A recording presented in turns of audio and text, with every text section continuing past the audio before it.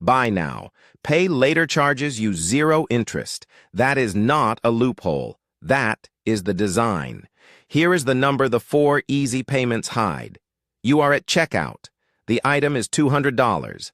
Then the screen offers a different number, 4 payments of $50. The price did not change. It just feels smaller.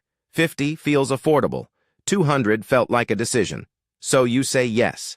For one purchase you pay on time, it really is free. No interest, no fee, exactly as advertised. That part is true, and it is the point.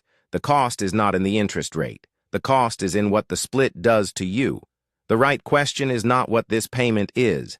It is what the habit costs over a year. That number never appears at checkout. Here is how the math works. Price and cost are not the same thing. Price is the number on the tag. Fixed. Public. Cost is what the purchase actually takes from you. Splitting a price changes the cost without changing the price. $200 split into 4 feels like 50. Your brain judges the 50, not the 200. That is a known effect, and it has a measured size. Researchers watched real shoppers before and after buy now, pay later. When the option appeared, 2 things happened. People bought more often. And when they bought, they spent about 10% more, 10% larger baskets on the same shoppers. The effect did not fade. It lasted the whole study. It was strongest for people who buy small. The smaller your usual basket, the larger the effect. Now put a number on it. Say you run $5,000 a year through it. Normal spending. Clothes, gadgets, travel, gifts. At 10% larger baskets, about 450 of that is spending the split created. Money you would have kept if the price stayed whole.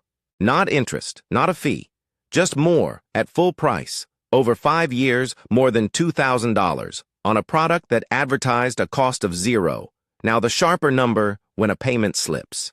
The 4 payments come out automatically every 2 weeks. Miss one and the fee looks small. With Afterpay or Klarna, around $8.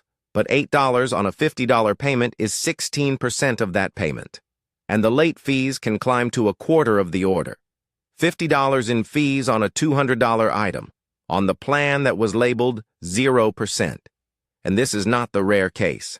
About 1 in 4 users miss at least one payment. The 0 was always an average that assumed you never slip. Understanding this still does not stop most people. Here is why. The cost is never shown in one place. Each checkout shows one small payment, never the total across everything you owe. And most users are not on one plan. More than half carry several at once. 4 apps, 4 schedules, no single statement. Every one of them feels small. The sum is the number nobody puts on the screen. The product is built to feel small at each step. The cost only exists when you add the steps up. So here is what the math actually tells you. First, read the other number.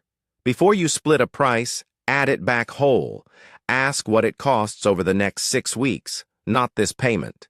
The whole price is the real one. The split is the feeling. Second, if you use it, track the total. Keep one list of every open plan and its dates. The cost that hides is the sum, not any single payment. None of this means the tool is a trap. For one purchase you would have made anyway, paid on time, it is exactly what it says. Free. The cost shows up when the split changes what you buy. Buy now, pay later really is interest-free. The interest was never where the cost lived.